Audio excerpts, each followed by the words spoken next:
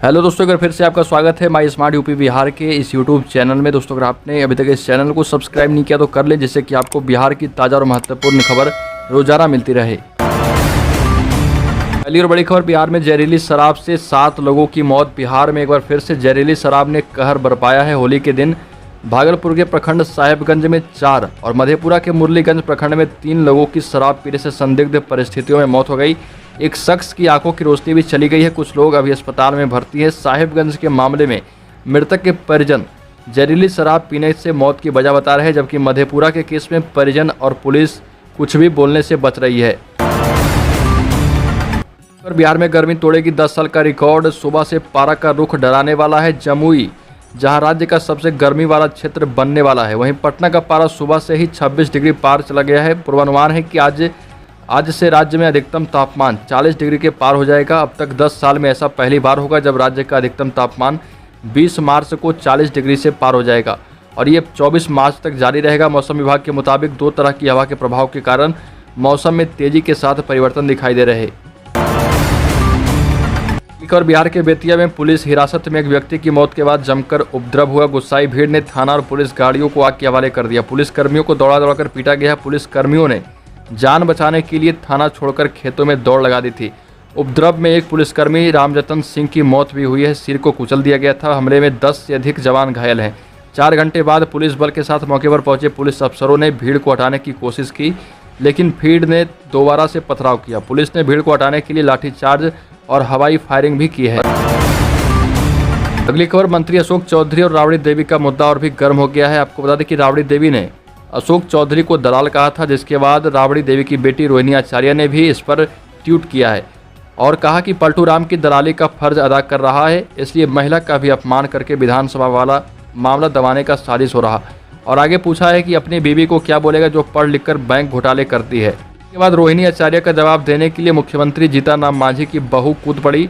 दीपा मांझी ने रोहिणी आचार्य को मुंह नोच लेने की धमकी दी और कहा कि का हो सिंगापुरिया, कभी दलित को चोर बोलती हो, कभी दलाल बोलती हो, दलित को कब तक सताओगी और जंगल राज वाला दिन नहीं है। अब दलित नरसंहार कराकर चारा खाने का दिन चला गया।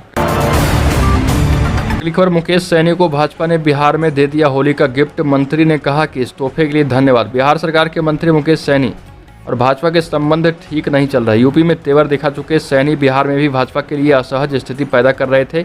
इस बीच बोचहा सीट पर भाजपा की उम्मीदवारी से मतभेद और भी गहरा गया है और बोचहा से भाजपा ने अपने उम्मीदवार उतार दिए हैं। ट्वीट कर मुकेश सैनी ने लिखा कि होली के शुभ अवसर पर सहयोगी दल के द्वारा दिए गए तोहफे के लिए धन्यवाद। उनका यह निर्णय दर्शाता है कि हम निषाद समाज एवं पूरे अति पिछड़े समाज के हक एवं अधिकार की लड़ाई को सही दिशा में लड़ रहे। अगली खबर, इंटर पास करने वाली हर छात्रा को मिलेंगे 25,000 रुपये। बिहार बोर्ड ने 16 मार्च को इंटर रिजल्ट जारी कर दिया है। इस बार 80% विद्यार्थी उत्तीर्ण हुए। खास बात यह है कि मुख्यमंत्री कन्या उत्थान योजना के तहत इंटर पास करने वाली लड़कियों को 25,000 रुपये दिए जाएंगे। यहाँ पर आपको इस योजना के आवेदन करने की प्रक्रिया को पूरा करना होगा। साथ ही साथ इसमें आपको Aadhaar card, voter ID card, bank की पासबुक, फोटो, आय प्रमाण पत्र और 12वीं का मार्कशीट भी इसमें लगेगा। अगली खबर, मुकेश सैनी के प्रति जीतन राम मांझी ने दिखाया प्रेम, समर्थन में उतरे। कहा भारतीय जनता पार्टी ने परंपरा तोड़ डाली। बिहार में एक सीट पर उपचुनाव होने वाला है और इसको लेकर एनडीए में बवाल मचा है। इस एक सीट के लिए बीजेपी और मुकेश सैनी की पार्टी में आर पार की लड़ाई हो रही। बीजेपी ने बोचहा से बेबी कुमारी को टिकट देकर इस बात की घोषणा कर चुकी है कि वो किसी भी कीमत पर पीछे नहीं हटेगी। इधर बिहार के पूर्व मुख्यमंत्री और हिंदुस्तानी अवाम मोर्चा के राष्ट्रीय अध्यक्ष जीतन राम मांझी ने मुकेश सैनी के प्रति प्रेम दिखाया है। बिहार के विधायकों को निःशुल्क दिखाई जाएगी द कश्मीर फाइल्स। माननीयों के लिए 25 मार्च को होगा खास शो। बीजेपी विधायकों की मांग के बाद बिहार में भी कश्मीर फाइल्स फिल्म को टैक्स फ्री कर दिया गया है। यही नहीं, अब सरकार की तरफ से प्रदेश के सभी विधायकों को यह फिल्म निःशुल्क दिखाने की तैयारी है। बिहार में कश्मीर फाइल्स फिल्म को टैक्स फ्री करने के बाद अब राज्य सरकार राज्य के विधायकों को यह फिल्म फ्री में दिखाएगी। इसको लेकर तैयारी भी कर ली गई है। कश्मीरी हिंदुओं की प्रताड़ना पर आधारित फिल्म द कश्मीर फाइल्स को बिहार के विधायकों को पूरी तरह निःशुल्क दिखाने की तैयारी है और इसे पटना स्थित सिनेपोलिस में विशेष शो आयोजित करके दिखाया जाएगा। और मुकेश सैनी पर उमड़ा राजद का प्रेम, बीजेपी को बताया धोखेबाज। जीतन राम मांझी भी समर्थन में। बिहार में होली पर राजनीतिक रंग खूब चटक हो गया है। यह ऐसा रंग है जो कि चढ़ने और उतरने में देर नहीं लगती है। बोचाह विधानसभा सीट पर उपचुनाव के लिए भाजपा उम्मीदवार की घोषणा ने बिहार की सियासत को गरमा दिया है। मुकेश सैनी इस सीट पर दावेदारी जता रहे थे, ऐसे में उनके लिए इसे बड़ा झटका माना जा रहा है। इस बीच राजनीतिक रोटी भी सेकने की तैयारी तेज हो गई है। सत्ता पक्ष से लेकर विपक्ष तक के नेता इस मामले में कूद पड़े हैं। एनडीए की सहयोगी दल हिंदुस्तानी आवाम मोर्चा ने भाजपा पर परंपराओं की अनदेखी का आरोप लगाया। वहीं राजद प्रवक्ता मृत्युंजय तिवारी ने कहा कि भाजपा ने उसके सीने में खंजर घोंपा है। अगली खबर, लालू यादव पर भोजपुरी फिल्म लालटेन हुआ बनकर तैयार। लालू यादव का किरदार निभा रहे यश मिश्रा पूर्व मुख्यमंत्री लालू प्रसाद यादव पर भोजपुरी फिल्म लालटेन बनकर तैयार है। लालू प्रसाद के शुभ चिंतकों की संख्या बिहार और उससे बाहर बढ़ी है। उनकी पार्टी आरजेडी सत्ता में नहीं है, लेकिन बिहार की सबसे बड़ी पार्टी है। इस पार्टी का चुनाव चिन्ह है लालटेन। जो लालू प्रसाद की राजनीति के विरोधी हैं, उनको भी यह फिल्म छुएगी। जानकारी है कि इस फिल्म का ट्रेलर भी बनकर तैयार है। इसमें यश मिश्रा ने लालू प्रसाद का अभिनय किया है। अगली खबर, मोदी से मुलाकात के बाद जापानी पीएम का बड़ा ऐलान। भारत में अगले 5 साल में 3 लाख करोड़ निवेश करेगा जापान।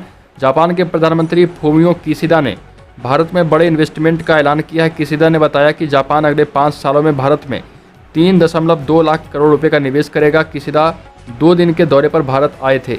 जापानी पीएम के ने पहले दिन स्थित हैदराबाद हाउस में पीएम मोदी से मुलाकात की। इस दौरान दोनों के बीच कई मसलों पर बातचीत हुई। इसके बाद दोनों ने 14 में भारत जापान वार्षिक शिखर सम्मेलन में हिस्सा लिया। सम्मेलन में पीएम मोदी ने कहा कि जापान के पीएम हमारे पुराने मित्र हैं। जापान के प्रधानमंत्री बनने के बाद फूमियो किशिदा का यह पहला भारत दौरा है और पहली बार पीएम मोदी से मुलाकात भी है। एक और अमित शाह का बड़ा बयान। गृह मंत्री अमित शाह ने कहा कि जम्मू कश्मीर में कुछ वर्षों में सीआरपीएफ की जरूरत ना पड़े। नक्सल क्षेत्र हो या कश्मीर में आतंकवाद, सीआरपीएफ ने शांति बहाल की है। गृहमंत्री ने कहा कि 1990 में पूर्वोत्तर में उग्रवाद और कश्मीर में पाकिस्तान प्रायोजित आतंकवाद चरम पर था। कश्मीर की स्थिति से हर कोई चिंतित था। वहीं बीते 2 दशकों में सीआरपीएफ ने कश्मीर में जो लड़ाई लड़ी वो आसान नहीं थी। अच्छी बात यह है कि अब कश्मीर में आतंकवाद खत्म होने के कगार पर है और कुछ दिनों में सीआरपीएफ का इस्तेमाल कश्मीर में बंद हो सकता है। दोस्तों, बिहार की ताज़ा खबरों में अभी के लिए इतना ही। अगर आपने अब तक इस चैनल को सब्सक्राइब नहीं किया तो कर लें, जिससे कि आपको बिहार की ताज़ा और महत्वपूर्ण खबर रोजाना मिलती रहे।